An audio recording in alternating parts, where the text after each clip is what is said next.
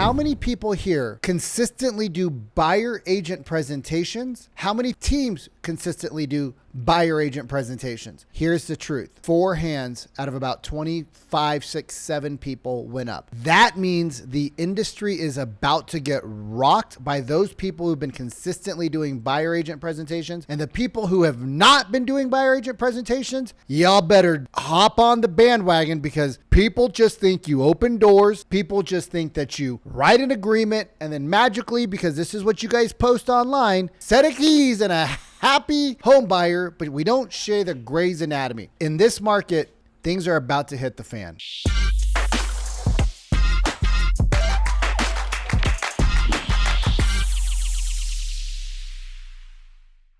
What's up, y'all? Vikram Deol here, and today, holy crap, the world has changed for buyers and buyers agents as we know it. The real estate space could possibly have had one of the biggest upsets ever. I don't understand it. A seller signs an agreement. The listing agent pays the buyer's agent. A commission is agreed upon. I've given 4% commissions out. I've given 1% commission out to buyers. I've collected 7%. I've collected 3% as a listing agent. I don't understand it, right? In my world, we have salespeople. We agree upon a commission. I pay the person. There's no ramifications afterwards because we all sign an agreement, a contract. We can take it to an attorney. The attorney can read it and what in the holy hell? But let's get into it. Today, I want to talk about how, as a buyer's agent, do you show value? Because if your line was, well, I get paid by the listing agent. If your line was, well, it doesn't cost you anything, Mr. and Mrs. Buyer, because the listing agent procures the commission that's agreed upon and then I am paid. If that was your argument in the past, let me tell you, you were dead and you were going to go out of business. And I don't say that to be condescending, rude. I say that because that's the absolute truth. I was in a room with my mentor, with top agents from across the nation on Thursday of last week, right after the Real Rise conference, which was absolutely amazing. And in that room, I asked, there was about 35 people or so, minus a few guests. So let's call it about 28 teams. And out of the 28 teams, I asked point blank, how many people here consistently do buyer agent presentations? How many people here, teams consistently do buyer agent presentations? Here's the truth. 4 hands out of about 25, 6, 7 people went up. 4 hands. All right. That means the industry is about to get rocked by those people who've been consistently doing buyer agent presentations.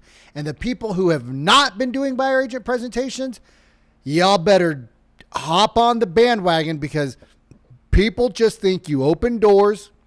People just think that you write an agreement and then magically, because this is what you guys post online, set of keys and a happy home buyer, but we don't share the Grey's Anatomy. So I'm going to give an entire presentation to you on how to show value as a buyer agent for free right now, because in this market, things are about to hit the fan, right? Whether or not this lawsuit, which I just saw on our website, on our inner workplace at Real, I just saw that the jury awarded $1.68 billion, which was the full amount asked for in this settlement.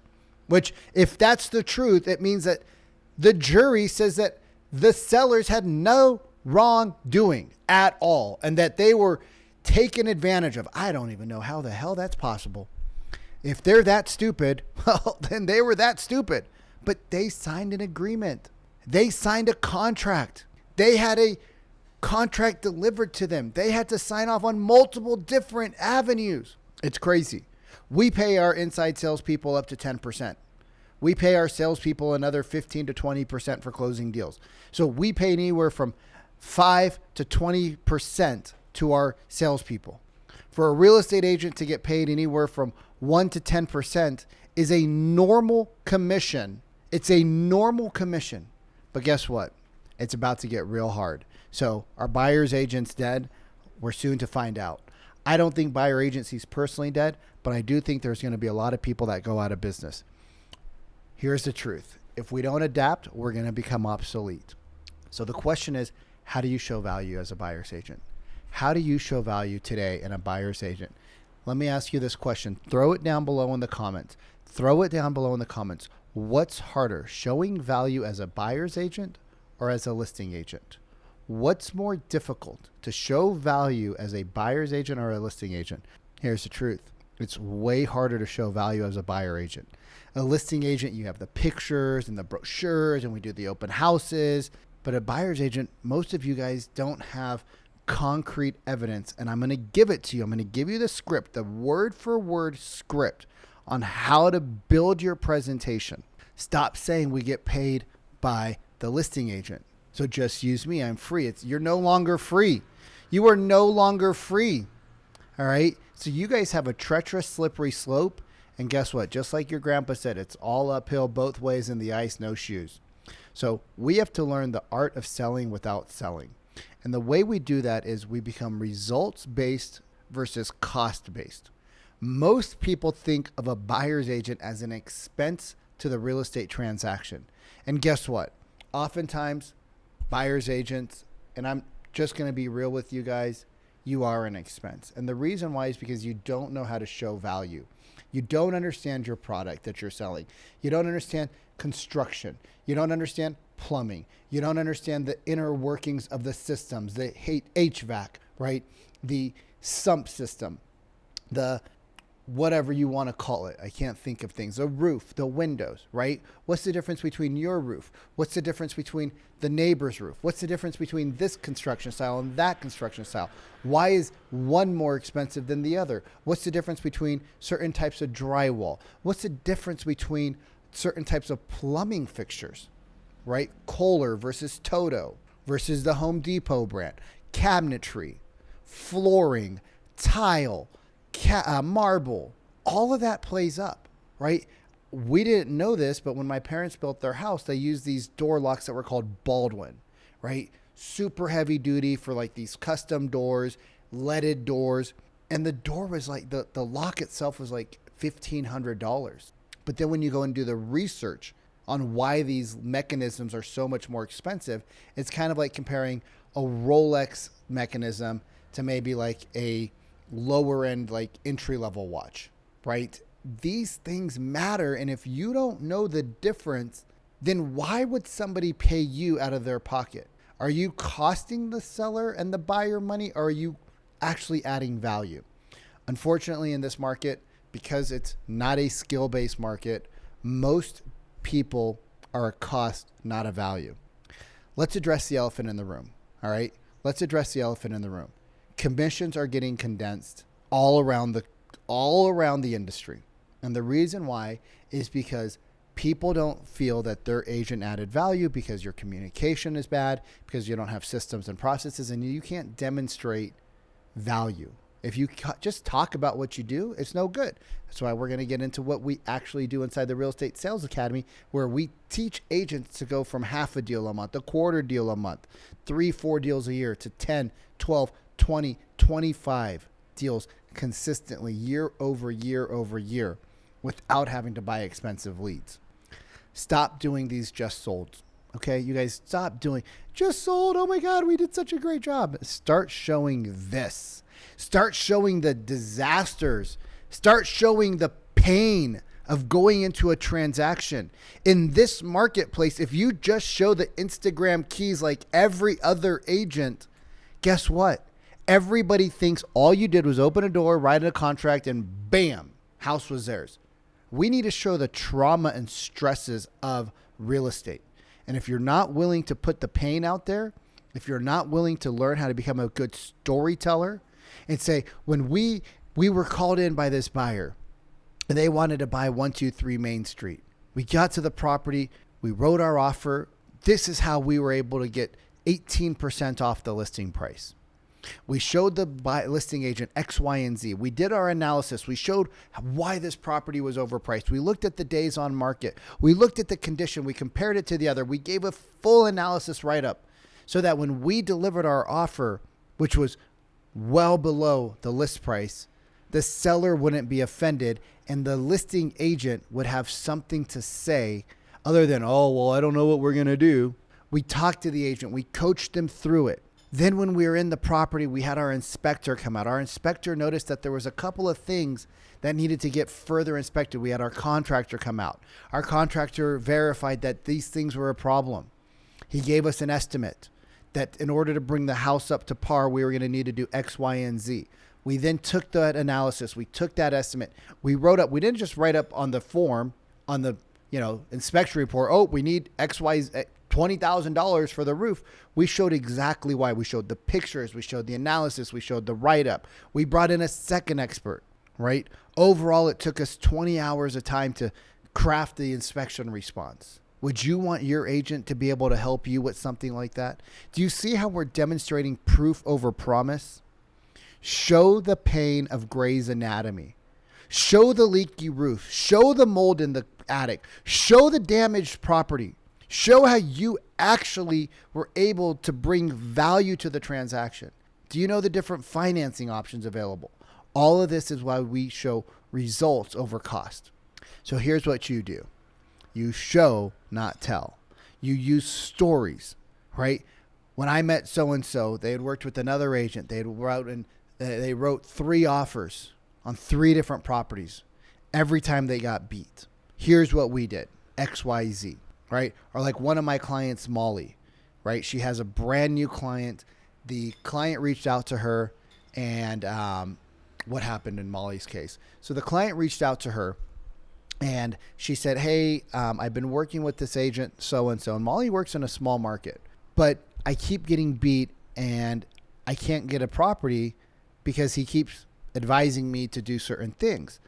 And I need to move because my husband passed away, or my husband's super sick. He's not very healthy. We want to be closer to our family so people can take care of us. I want to be moved in while he's still alive so that once he does pass, right? Like, it's very emotional. And she says, well, yeah, I mean, as long as you're willing to sever the relationship with the other agent, right? They sat down, they did a buyer consultation. They did it over Zoom because she lives out of state. She found out what she needs. And then she said, well, what is the price point you're looking at? The lady said $200,000. And she says, oh, what you're looking for is really competitive in the $200,000 range. If you're able to go up to maybe 275 or 350, we could find you quite a few properties. And then if you get to the $400,000 range, even more open up. And the woman says, oh, well, we could easily go to $500,000. We just really thought that because it was a smaller city, smaller part of town, from where we're living in a big city, we'd be able to get something for 200,000 or 300,000. She's like, but we could easily spend $500,000. She's like, but the other agent never told us that. You guys, this is how you win more clients. Tell the stories of how you are an expert. Show in your inspections, right? So we were doing an inspection on a home that looked just like this. Beautiful home, right? Next slide. Here's all the damage that was inside of the home. It had this, it had that. There was mold. There was this. There was a leak. The attic, the this, the that. Show all of that stuff. The doors weren't latching properly. We didn't know why. So we had an expert come in to check the foundation. We noticed there was a slight de-leveling of the property, but that was just normal settlement, right? No big deal. Oh, we noticed that there was a foundation issue. So we had somebody come out. They said, we can fix it, but it's going to cost $8,000, right? There was water in the crawl space. We weren't sure why there was water. How do you know there was water in the crawl space? Well, because when we looked at the concrete on the side of the wall, we saw that there was a white sediment there, which let us know at one point there had been water in the crawl space. There had been water in the basement. So we did some further investigation, right? Buyers think it's easy to buy a home. We have to show them. We have to physically show them, look at this brand new house built 10 years ago. No problems, right? Looks great. Exactly. Here's the inspection report. Tons of problems. Here's what we did. Problem, right? PSW. What was the problem? How did you solve it? What's in it for the prospect? PSW, write that down. What was the problem? How did you help the prospect solve it? What's in it for the prospect? Right? That's a great framework you can use, right? Proof over promise. We need to have more proof and less promises. Every claim you make as an agent, right?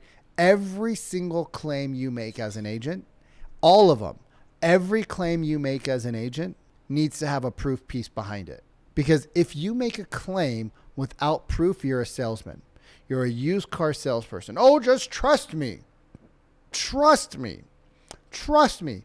What happens when you go to a doctor and the doctor says, hey, you have cancer? Don't you want a second opinion before you just start cutting your body open? Don't you want to go home and do a little bit of research before you're like, all right, doctor, cut me open, take it all out? Sometimes even oftentimes doctors make so many mistakes.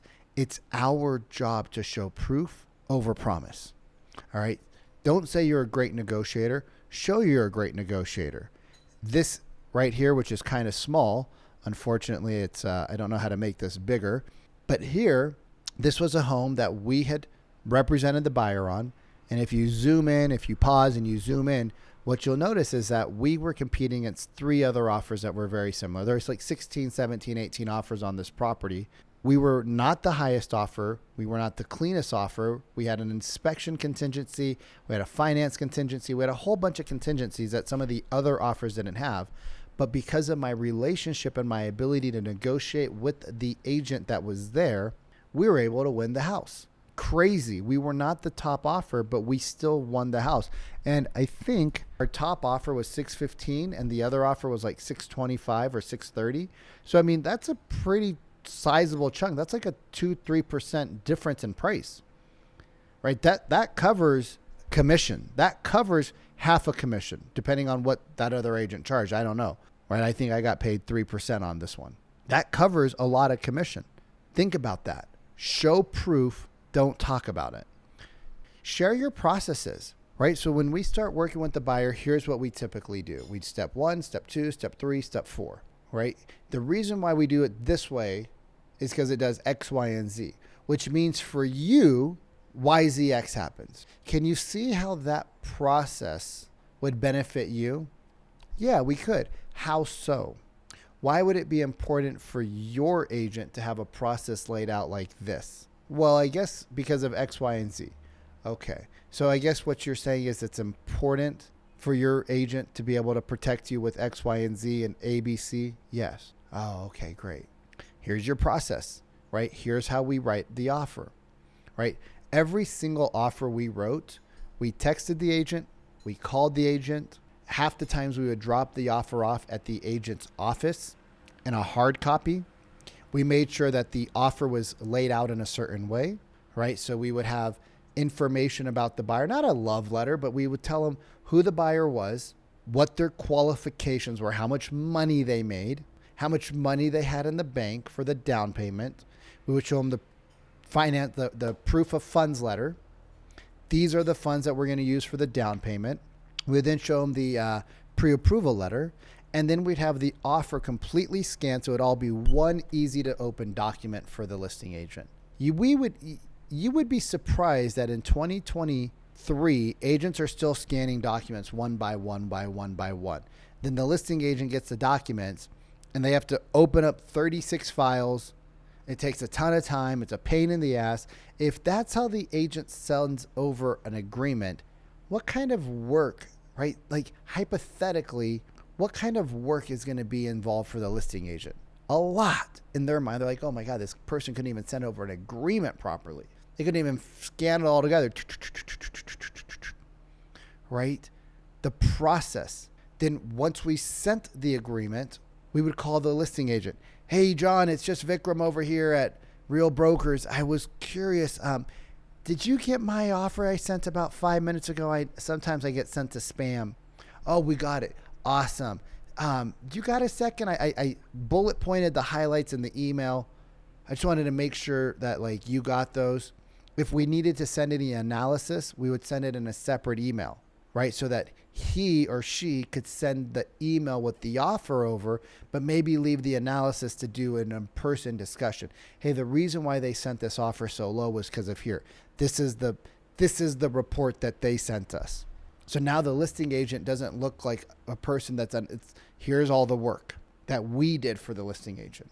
Imagine if you put that kind of effort into every single offer you sent. Referrals go through the roof. Zillow profile reviews go through the roof. Google reviews, right? Everything works. People stick with you for long term. So stop saying you're a great negotiator. Start showing you're a great negotiator. Okay. Can we agree to that? Just give me a yes down below. If this is resonating, give me a yes, please. Show your knowledge, right? Show your knowledge, right? Show your knowledge on finances, assumable loans, 2-to-1 buy downs, right? How do we help? Is it better for us to take $10,000 off the purchase price, or is it better for the seller to do a 2-to-1 buy down for us? I don't know. How long does a person expect to be in the house? What do they expect the market to do? What do you expect the market to do? Do you expect rates to go up or come down in the next 24, 36, 48, 60 months? What do you see as the expert based off of your reading, based off of your financial expertise, right? What are you reading so that you can continue to educate your clients? If you're not reading financial news, how are you going to help people make financial decisions? Are you going to put all that off on the lender, the financing people that have hundreds of applications that come in? They don't spend a ton of time with their client, with the client. They're not really advising the client the way they should be. And do you really want to trust somebody else with your prospects, with your clients? I don't, right? Can you get seller financing, right? Is there a loan on the property? Do you know how to pitch seller financing? These are all things that help you become an expert. These are all things that help you secure your paycheck, right? Why should you only get a couple percent? Why don't you get 5, 7, 8%? Why not? If you negotiate a really good deal for the buyer, why not get more than what that's been kind of considered traditional in the past? I don't know, but we would get oftentimes bonuses on our deals. If we got a client a really good deal, we get a bonus, right? You guys are fighting for scraps sometimes and we're getting bonuses. Which agent would you rather be? Do you know all the different ways for buyer down payment assistance for buyers in your marketplace? Do you know what the qualifications are? Do you know which banks offer it? Do you know the process? Do you know how long it takes? Do you know what they need to do to show that they qualify for that, right? If you don't, here's an opportunity to go learn. Demonstrate how relationships matter. Remember I showed you guys this slide over here where we weren't the highest offer, but we won? Well, do you think that a listing agent wants to work with a buyer that's unrepresented, that doesn't want to pay a fee, that wants free representation? Do you really think a listing agent wants to deal with that? And then what happens? If something goes wrong, that buyer now comes and sues the listing agent. And now the listing agent has to spend time and money and energy to try to show how they didn't do anything wrong, which they probably didn't. But because that buyer was unrepresented, they didn't know the process, they didn't know who to hire, so they got to blame somebody because they can't blame themselves. So they blame the listing agent. Do you really think a listing agent wants to go through all of that for free? Probably not, right? So don't say that, don't say relationships matter. Show how your relationships have won deals. Show how your relationships have got you into homes that are off market. Show how your relationships are helping you as the buyer's agent help the buyer. Don't just talk about it. Demonstrate how the relationships matter. Like I was talking about, the value of the connections. Your sphere is not just your buyers and sellers. Your sphere is also the real estate agents who know, like, and trust you. Oh, I know Vikram. Yeah, he's a little bit of a hothead.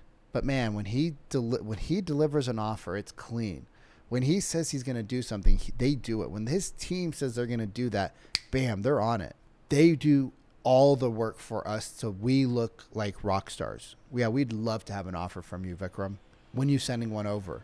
Are you reviewed? Are you Googled? When was the last time you Googled yourself? Right? When was the last time, and be honest, when was the last time you Googled yourself? Right? Success and social proof. Right? Here you guys can see a bunch of different reviews that were in our buyer's presentation. Right? A bunch of reviews. This is where we spent time on. Hey, we had a client come to us. Here's how we helped them. I would make these into case studies, more elaborate. In today's market, I would make these more elaborate case studies. Look at this, 4.9 rating. I'm glad I don't have a 5-star rating. It makes me seem more human. And 121 reviews. We got almost 40% of our clients to write reviews for us. Why? Because we had a process that we followed. We started talking about reviews on day one. We asked for a review prior to closing at clear to close. We always ask during the presentation, is this a 5-star service? During showings, is this 5-star? During the inspection response, do you feel like you guys are getting the best that we can deliver? Yes.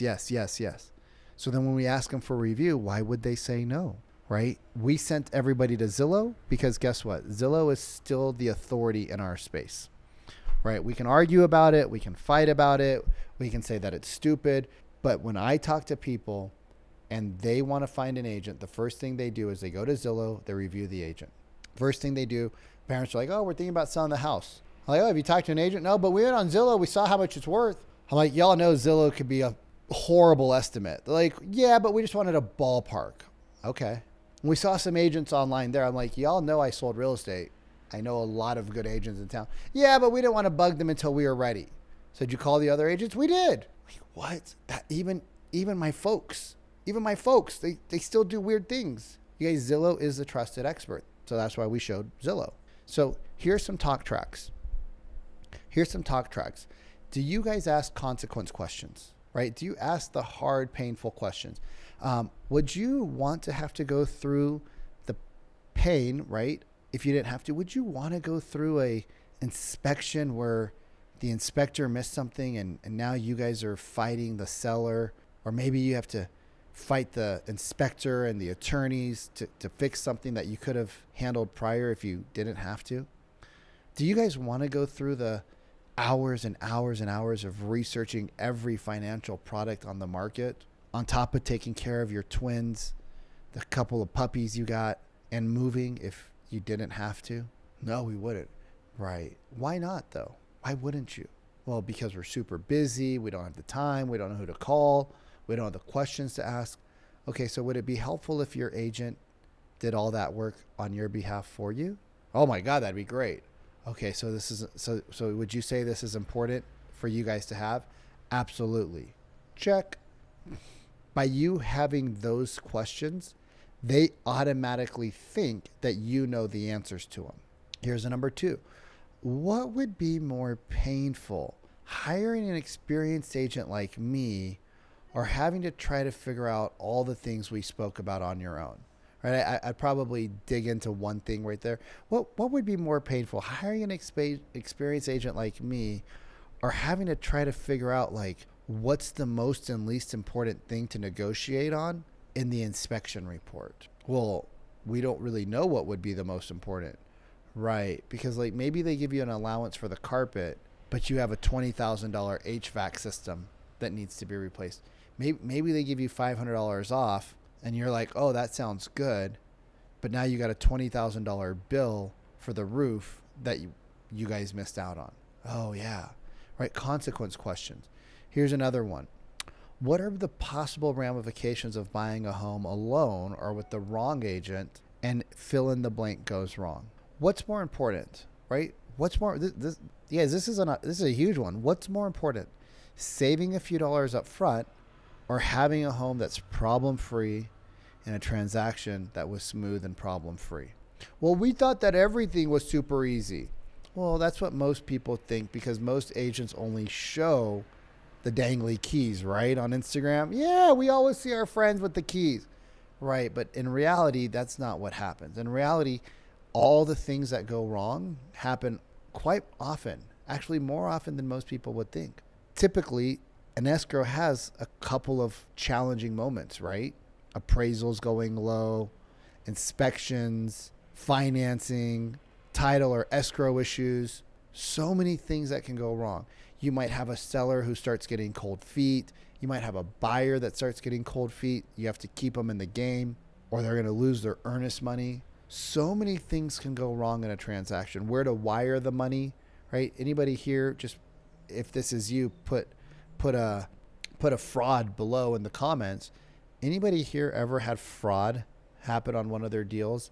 Like an email gets intersected and it looks like the escrow company comes in and you prepped your client, said, hey, anytime you're about to wire money, right? Anytime you're about to wire money, there's 2 things you need to do. 1 is you need to call me. 2 is you need to call the escrow office. 3, send $1 first and then call the escrow office and make sure they got the $1. If they got the $1 and they confirm it and that everything's right and it's a number that we gave you originally, no other number, then you can go ahead and send the rest. But we've seen people lose $100,000, $200,000, $300,000. That's a lot of dough. Not because of us, because of the previous agent they worked with. or one of their family members, a friend. The email came in. It was at the right timing. They're like, oh, baby, send the money. They forgot to check because nobody told them, and $300,000 wired up in smoke. Crazy. We've seen people miss deadlines. Earnest money's gone. 3%, 4%, 5% gone because the agent missed the deadline. Do they know these things happen? No, they don't. Whose job is it to tell them? It's probably not mine because I don't work with buyers anymore. So if it's not mine, whose is it? Yeah, baby, it's yours. Yeah, no worries. So anytime you guys get an objection, yeah, no worries. Yeah, no problem. Not a problem. I guess you really honestly don't need to use an agent, and you might be better off not using one. Why, Vikram? I would never say that. That's exactly what exactly. Call it out. However, may I give you a different perspective before letting you go? And now we're going to share a horror story. You see how that could help? And you know what? Maybe they are better off not having an agent, and that's cool. Like maybe they're better off. Maybe they are. Maybe they're not. I don't know. Based off of your conversation, based off of your questions, based off of your skill level, maybe they are, maybe they're not. I know in my case, my clients were not better off on their own. I know that they were better off with us, but that's because I understood the process. I understood homes. I understood how to get the information. If there's something I didn't know, we knew how to get the information from the listing agent. We knew where to turn to. We had inspectors. We had mold inspectors. We had contractors. We had handymen. We had gardening people. We had people for the crawl space and the attics, mold, all of that. So if there was a problem, we knew how to handle it. And here's the thing, we could do it quickly within the time frame. We didn't have 3 other jobs that we were trying to do. People think it's super easy to buy a home. You have to remind them or maybe teach them it's not. I was curious, like hypothetically, let's say that a problem did arise, right? Like then what would you do? Like if there was a legal issue or an inspection issue, and you have 0 representation, who would you turn to then? Well, I don't know. Well, if you had to think about it, never really thought about it. We thought it was all easy. They think it's easy, and that's why they don't think they need help. And then on the other hand, a lot of, so buyers think it's easy, and then a lot of agents are unprepared. They don't understand the process. They don't understand the properties. They don't know what makes this property better than the other property. So then the buyer's like, well, what am I paying this person for? And just do a poll of your friends. They'll tell you the truth. All right. Objection tracks. DHIS. Disarm, humanize, isolate, solve. Disarm, humanize, isolate, solve. When we get an objection, the first thing we need to do is we need to disarm the prospect. Don't go into objection handling mode. Just chill. Take a breath. Go into disarmament mode. Yeah, no worries. Not a problem. Second thing is we need to humanize it. We need to have a conversation around it. We then need to isolate what the actual objection is. Stop solving based off of an assumption. Start solving based off of the person in front of you, and then you guys can solve it. But if you go into solve mode first, you're a salesperson. If you go into disarm, humanize, isolate, solve, now you are a trusted advisor. You are like their doctor, right? We're not going to just start cutting organs out of your body until we've done more tests. We got to do more tests. We got to run your blood work. We got to do this. We got to do that. Same thing here. Let's see what's going on. All right. So 99% of the time, you're going to start with like, no worries, not a problem. So whenever they give you an objection, yeah, no worries, not a problem, right? Sometimes people are like, well, we need to think about it. Yeah, no worries. Most of our clients we talk to need to think about it too. No worries. Most of the clients we talk to need to think about things too. I mean, this is a big decision, right? Yeah, it is. Well, just so that I'm prepared, what was it that you guys specifically wanted to think about? Or just as we're wrapping up here, why don't we do this? If it'd be helpful, we could put some time aside on both of our calendars, maybe in the next day or two. How much time do you guys think you need to think about it? Okay, great. So yeah, we could put some time aside on our calendars, and then we can meet up in a couple days to chat about what it was you guys wanted to think about. How does that sound? Oh, that sounds great. Book the appointment. And just so that I'm prepared, I guess, what was it that you each wanted to think about a little bit more? Now you get the real objection.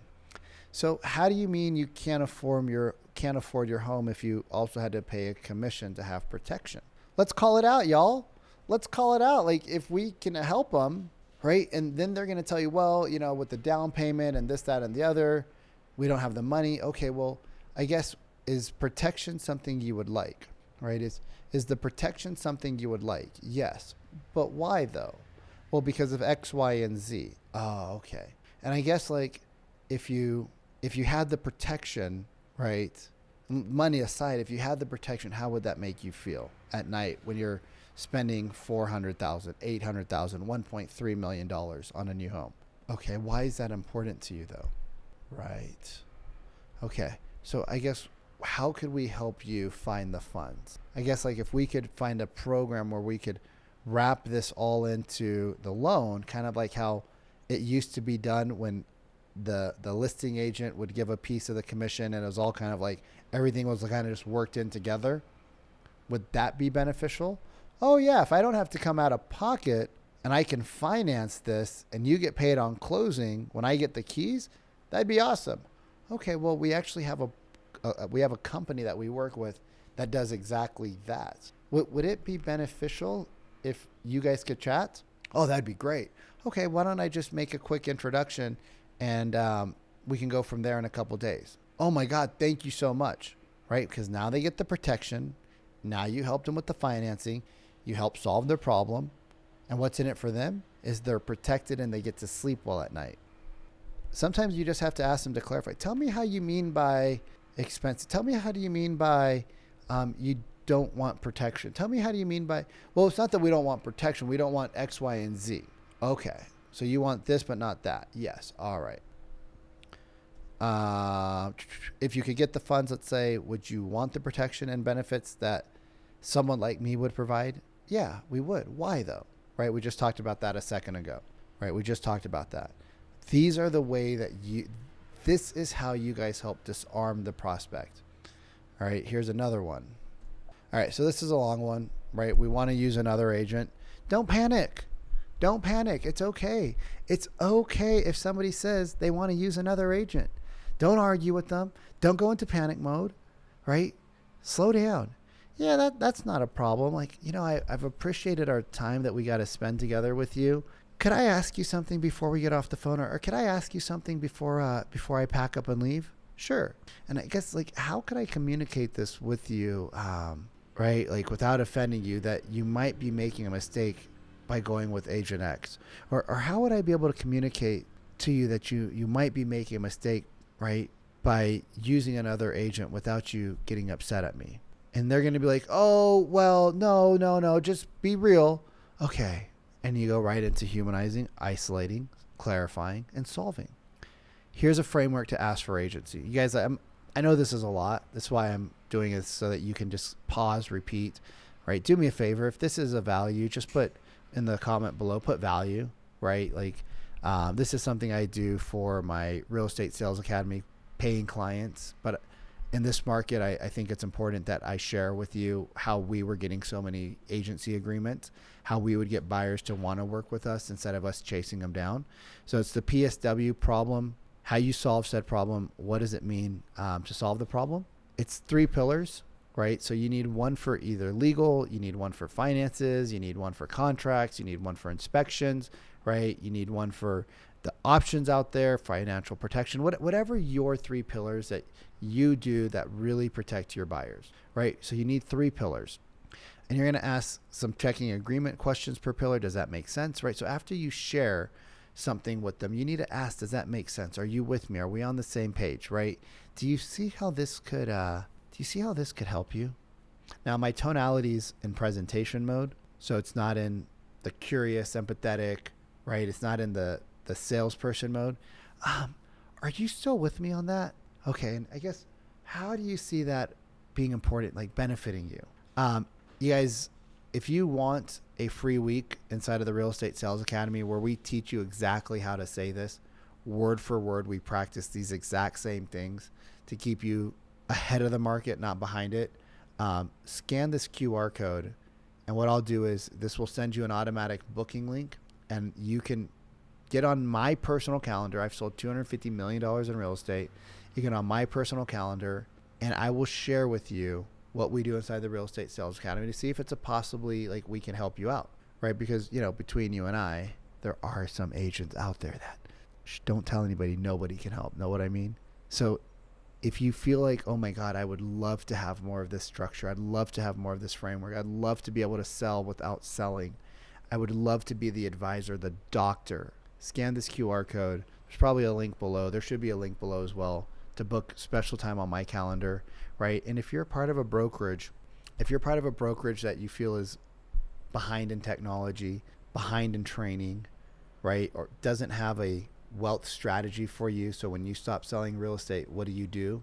If you're part of a brokerage that you don't feel is on the cutting edge of technology, or if you're just open to looking at another brokerage, I've been with Real for a year, but I just really got involved, and I apologize that I have not been sharing the opportunity about this brokerage with you guys earlier because I didn't understand it, right? As a non-producing agent, more of a coach and a mentor to my clients, I did not understand the opportunity there, that there's 9 different ways to create income inside of this company. And there's a way to will your revenue share. There's a way to pass it on. I apologize for not knowing this. But if that's something you're interested in learning more about, just, again, book a time on my calendar and we can talk about the opportunity to see if it's a possible fit for you and your business model. And, it's kind of like selling a house. Sometimes you need to start the inquiry process months before you make a transition, just like your sellers do, just like your buyers do. So that's why we are open to the conversation. So if you're open to a conversation, I'll see you privately. And if you just found value in this, do me a favor, in the comments, write value so that I know that, this hits you in the heart and you learned something. I'll see you on the next